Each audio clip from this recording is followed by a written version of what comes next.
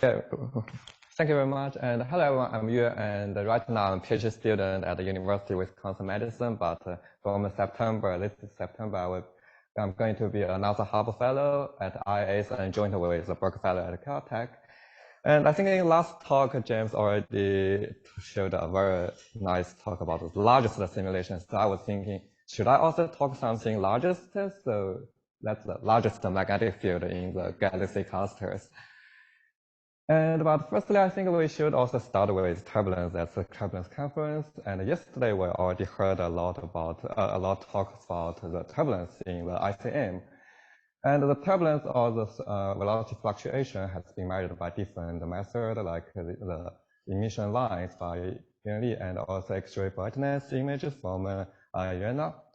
And for both measurement for the Perseus clusters, it shows there are beautiful power laws. Also, the spectrum slope might not be the common Gauss spectrum, but it shows that turbulence is pervasive in the ICM. And the turbulence, I think one of the most important applications is for us to understand the cosmic ray diffusion and the cosmic ray transport, like Alex yesterday mentioned, the cosmic ray Mario diffusion in the cluster medium.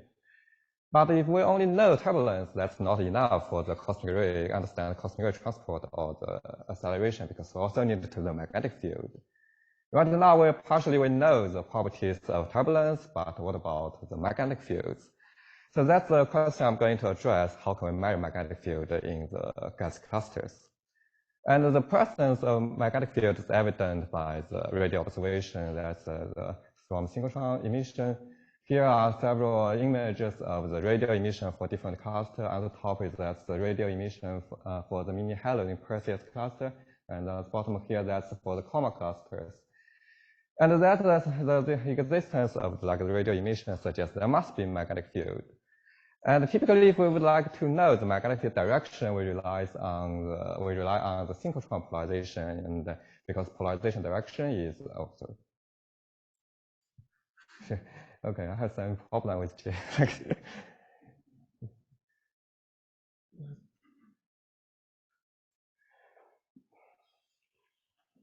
So the polarization direction is perpendicular to the magnetic field. So if we know the polarization direction, we know the magnetic field. And typically, but for the radio structures, they have different properties. Here I show you one example for the disturbed galaxy RxJ 1314. And here we typically classify like the radio structures as radio halo in the center of the galaxy and the radio relics in the outskirts of the galaxy. For the radio relics that's highly polarized, the polarization percentage can high to up to like 30 or 70%. And the polarization has been well detected in this radio relics, and it can reveal the magnetic orientation. But the problem happens, or the issue happens for the radio halo regions. For the radio relic, because that's a location of shocks, the magnetic is compressed, the magnetic field is more ordered than the radio halo. Therefore, the Faraday rotation or the depolarization effect in the radio relics is not so significant, so we can detect the polarization. But that's different for the radio halo, because in radio halo is a galactic center, there's no shock waves, and the magnetic is very turbulent. Therefore, in radio halo regions, we have very strong Faraday depolarization effect. So up to now, there's no polarization signal has been detected in the radio halo regions. So what we are thinking about right now is, okay, there is a Faraday depolarization in the polarization signals, but there's no Faraday rotation effect in the X-ray image and also synchrotron image. And we can see like the X-ray image and the radio observations are well overlapped. So we're thinking of whether we can use just the synchrotron intensity map or X-ray intensity map to get magnetic information.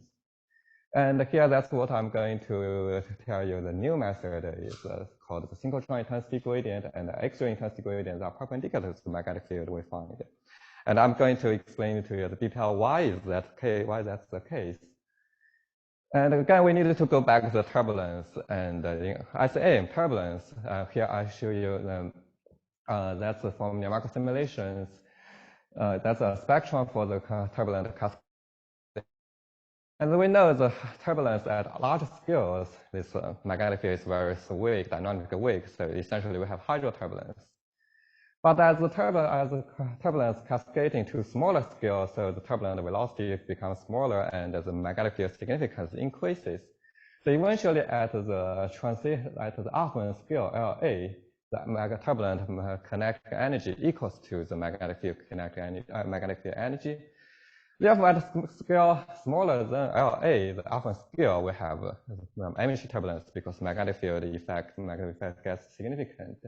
And we needed to, because the magnetic energy turbulence and hydroturbulence, they have very different properties, so we needed to consider them separately. And typically in the affluent scale in ISM is around 1 to 60 kiloparsec. So let's begin with the energy turbulence case. That's the small scale and the magnetic field is strong. So in this case, we have the turbulence can be described as anisotropic eddies. That means the eddy is elongating along the magnetic lines. And this is also evident in our numerical simulation. That's just the turbulence simulations with very strong magnetic field. That's alpha Mach number 0.5. So you can see the magnetic field is like a straight line vertically. And the structures are elongating along the magnetic field lines. And importantly, if we look at the structures, the velocity structures, and we can decompose the structures scale into perpendicular to the magnetic field and parallel to the magnetic field. That's called what do we call the anisotropy in energy turbulence. So that means the perpendicular scale is much smaller than the parallel scale for the eddies.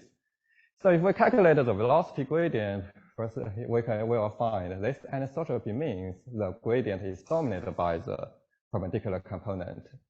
And from induction equations from Synchrotron and Lazar 2003, we can easily see the magnetic fluctuation and also density fluctuation, they are proportional to the velocity fluctuation.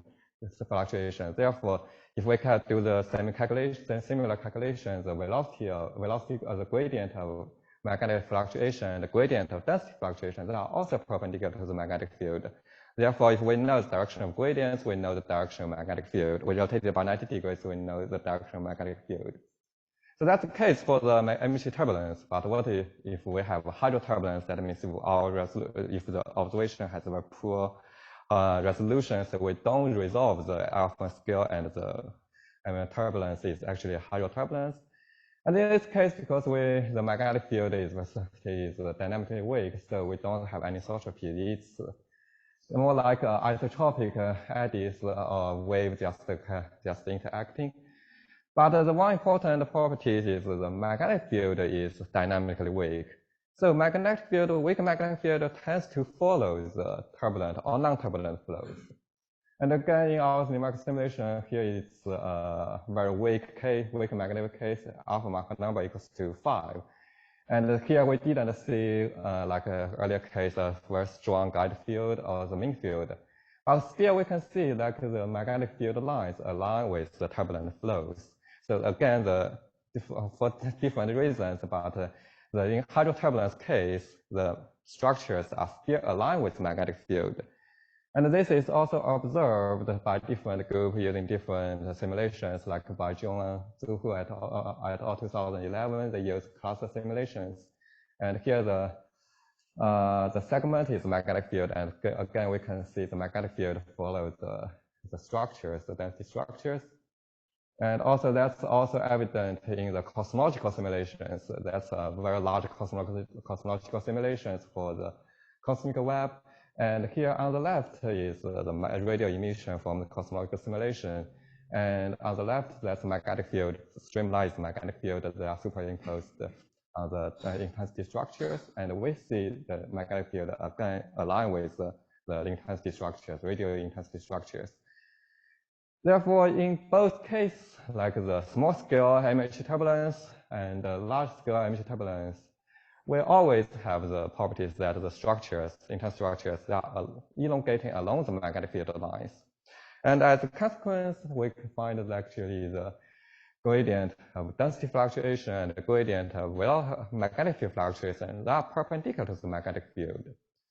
Therefore, the synchrotron force X-ray intensity and the synchron intensity that's proportional to the gas density and magnetic field strength respectively. just also have such anisotropy properties, and therefore their intensity gradient are perpendicular to magnetic field, and we can use them to trace magnetic field direction in the gas cluster.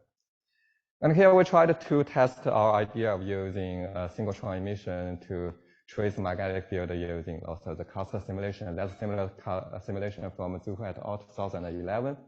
But here we also tested with different magnetic strengths. Initially, for the panel A, it has plasma beta equals 100, and on the left panel, that's magnetic plasma beta equals to 500, and at the bottom, that's magnetic strength, and we can see the magnetic field gets smaller. So here in this case, it's essentially just the hydro turbulence, and the magnetic field is dynamically weak.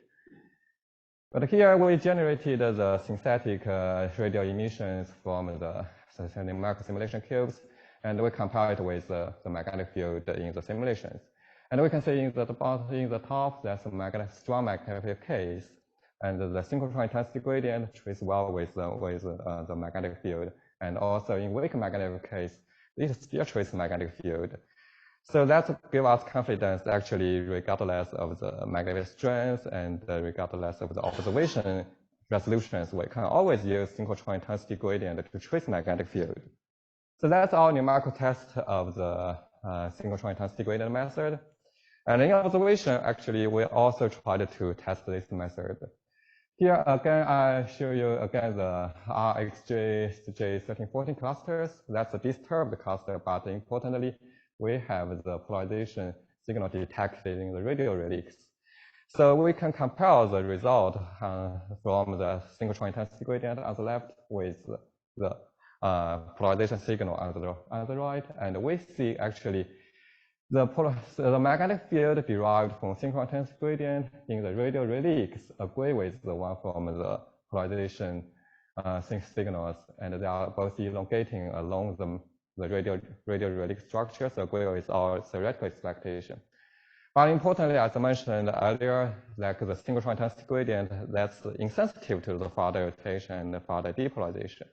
Therefore, with the synchrotron intensity gradient, we can further complete the magnetic field structure and the magnetic map in the galaxy halos, cluster halos. And right now, we can, with the new technique, we can get the full picture of magnetic field in gas cluster. Okay, and again, right now, okay, I have to mention the largest clusters in the universe has been measured. That's the Irgodo cluster.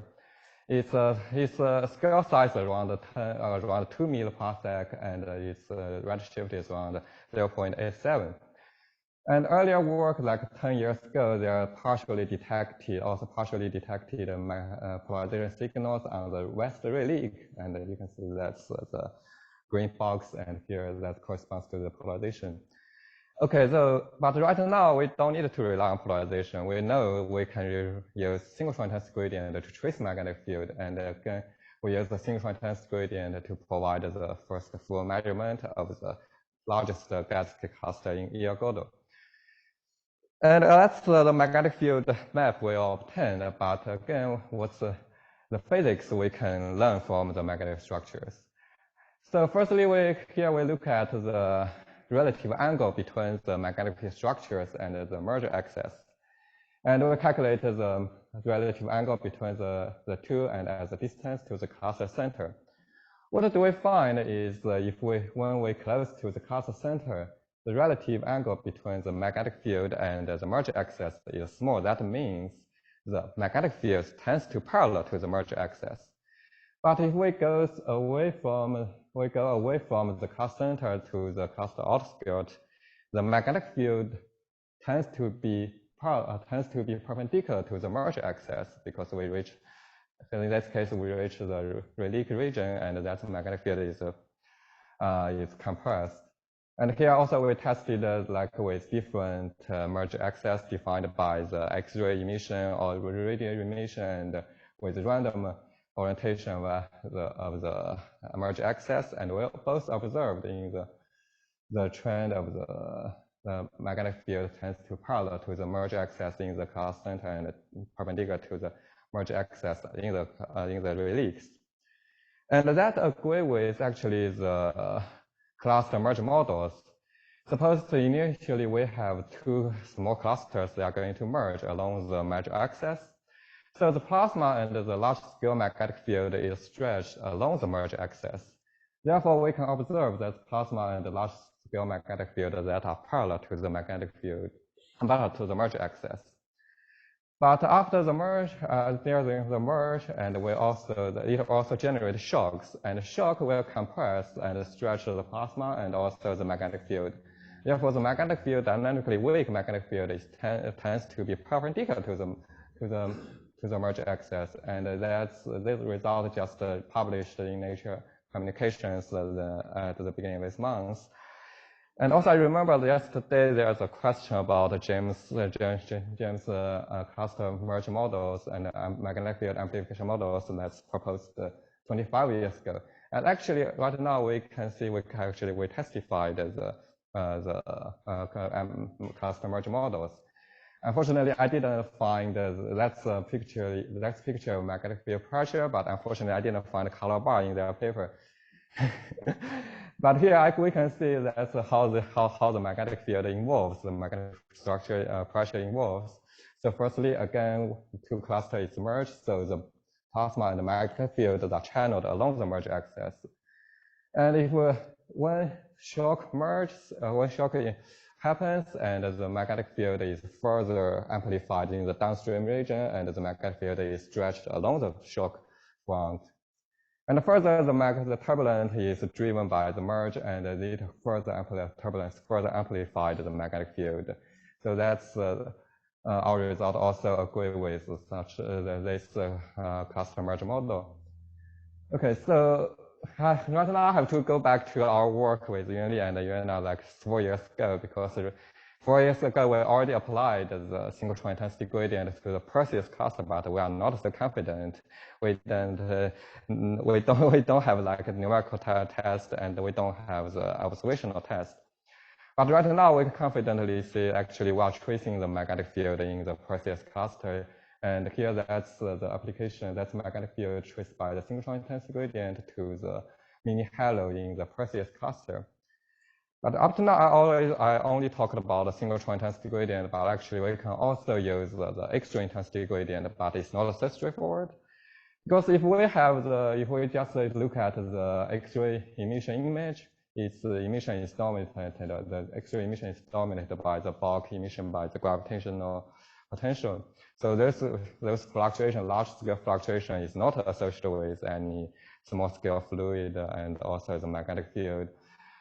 Therefore, one way I proposed by Irena's paper is we can subtract a beta model to the X-ray image, and that highlights the small-scale density fluctuation in the X-ray image.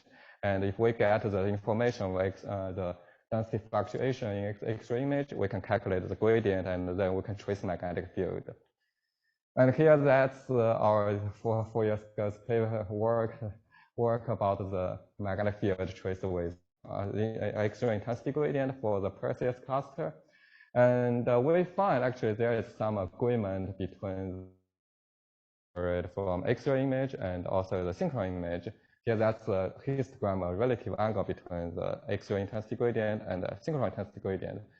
And we see they have some agreement with the deviation around 12 degrees. Okay, so I have just 2 minutes, I think. So here with the magnetic field map, right now we would like to understand the physics within the gas cluster. So we defined a parameter means AM. That's calculating the relative angle between the magnetic field and the radial direction with respect to the cluster center. If we have AM equals to 1, that means magnetic field tends to be parallel to the radial direction. If AM is negative, that means magnetic field tends to be perpendicular to the radial direction. And for the Perseus cluster, we find actually the AM is negative, especially for the small central regions. That means suggests like the magnetic configuration tends to be the circular in the cluster center. But the AM increased at the outer skirt of the magnetic field. That means the magnetic field tends to be more radial in the outer skirt of the galaxy clusters. And also we tried to apply this method to different clusters like the Cuckoo cluster M87 and also A2578, 79, and also non-Cuckoo cluster Coma. And interesting, we find such a the radio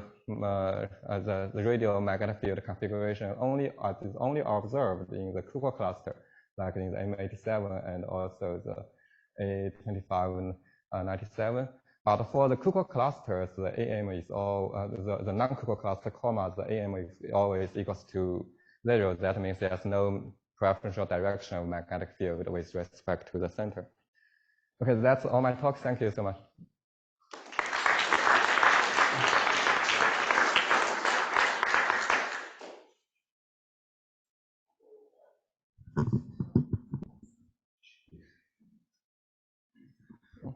A very interesting. Is this working? Very interesting result, especially in the very end for the tangential magnetic fields. Do you think this is evidence for gravitational stratification and low Froude number, or is it a first direct evidence for the HBI instability in action? Actually, we discussed this like 4 years with Yuan, but we are not quite sure because in the center of the cluster there are sloshing motions. It might not. Magnetic field may just like the radio magnetic field, like the circular magnetic configuration might just be the result of like the sloshing motion you stretch the magnetic field. So we are not quite sure whether it's indeed from the KHI instability or just because that's the sloshing motion. And for the outskirt, we know everything is falling into the cluster center. So we're also not sure whether it's due to instability or just because there is just informal motion caused such a configuration. We really didn't like it. So we took all that theoretical interpretation, which was very exciting to me, out of the paper to satisfy the referee. But yeah, I think maybe we should look at more clusters.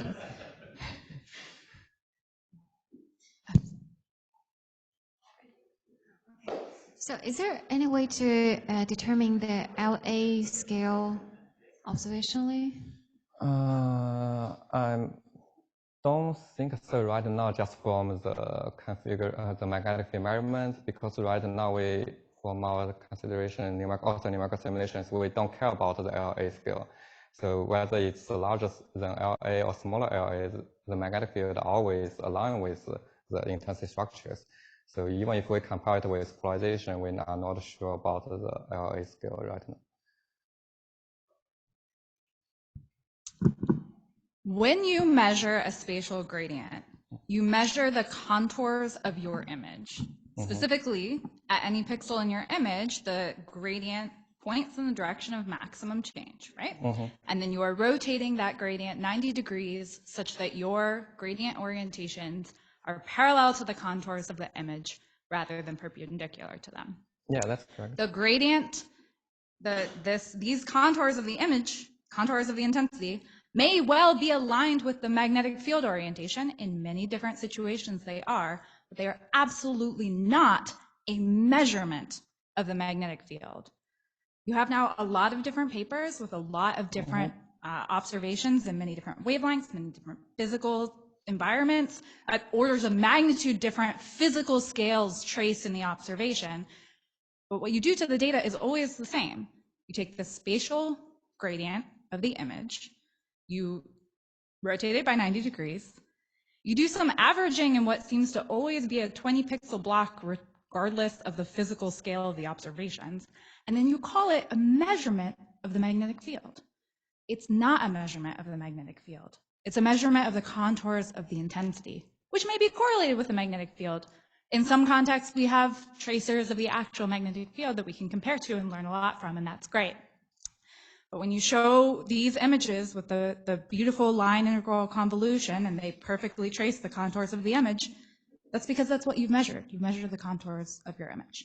Okay, so you made the point. Yes, it's measuring the contour, but why the contour is aligned with the magnetic field?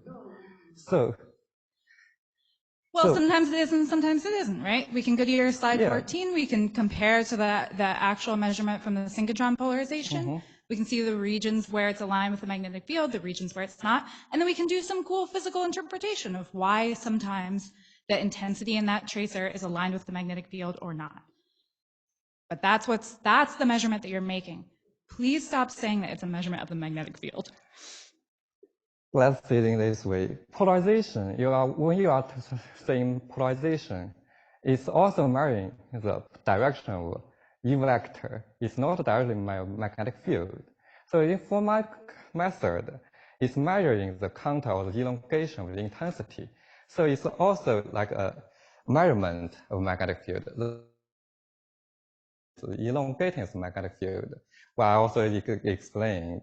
So if the contour is not elongating with the magnetic field, yes, I cannot measure the magnetic field. But now we have understanding, theoretical understanding, why the contour is elongating the magnetic field. And also the simulations, she also shows the structures are elongating the magnetic field. So what we are going to do with gradient is we detect such elongation, and now we can measure the magnetic field. Questions line up here. Sure. Does this work? Yeah. Congrats you on the fellowship. So my concern is about Faraday rotation, depolarization effects that you mentioned. We talked about this a few days ago and you agreed with me and you mentioned that someone else has written that part of the paper. So the depolarization effects that you're saying, I think you're referring to depth depolarization and beam depolarization. So depth depolarization can be addressed by looking at different wavelengths. But for depolarization, even though you're not looking at polarization observations, also applies to the same technique that you're using. So Faraday rotation is being successfully applied in different regions, for example, cosmic filaments. So I just wanted to mention that. Thank you. Yeah, thank you for the comments. Actually, okay, I agree with you. Actually, what I mentioned is Faraday depolarization. It's not the beam depolarization. And in the future, if we have the very high sensitivity and also smaller beam measurement observation, like from SKA, it's possible, like we can measure it from the radio halos, that region. But I think that make things also can make like a synergy between the SIG and also the synchrotron polarization, because if we compare them, if there is some difference, that might be some physics difference in between them. Thank you.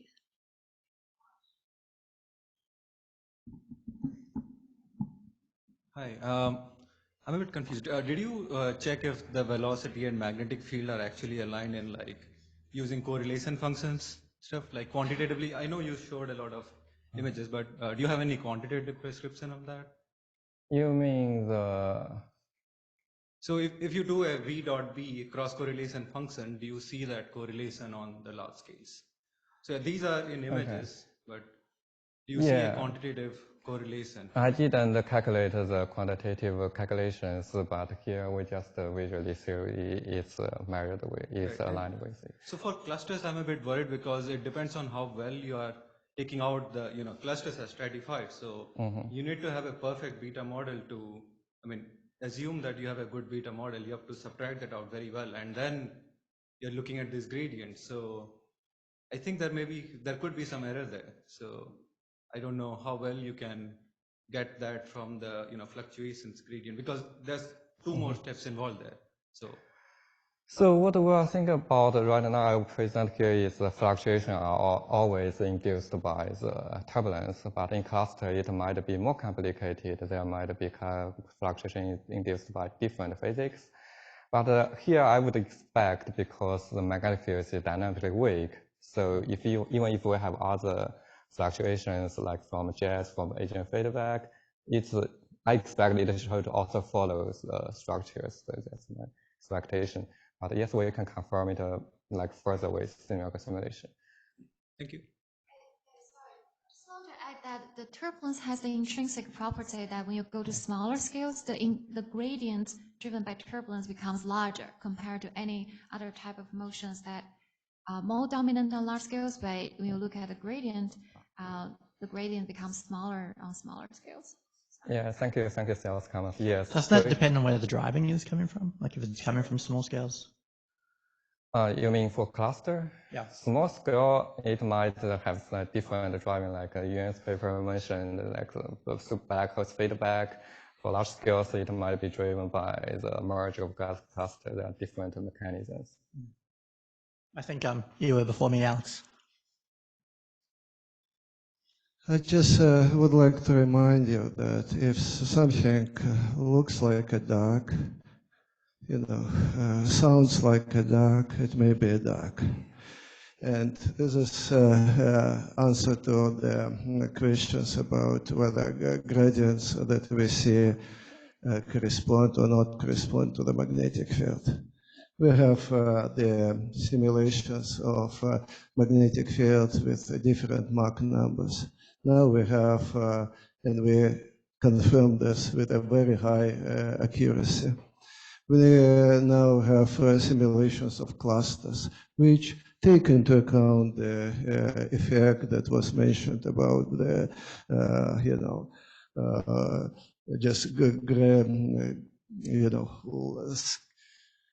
images, where analysis also shows this.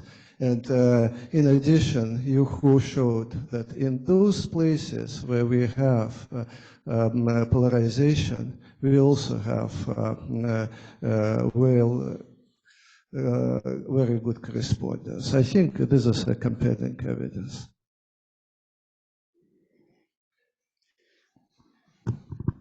Thanks for your talk. I was just wondering if you had thought about how strong the assumption of being a emission fluid is in the ICM, because these are weakly collisional plasmas as far as I understand.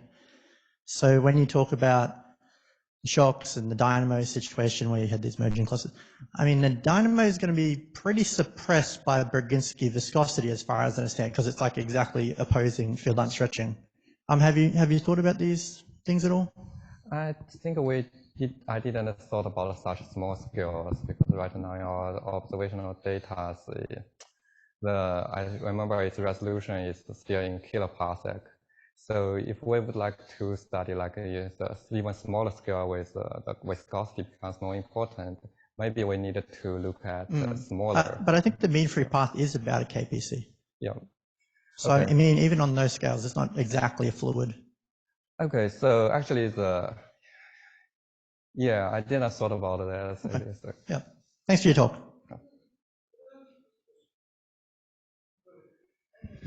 I think Zhuravlev's Amos already answered that the Brzezinski viscosity is not the viscosity that we deal with in clusters.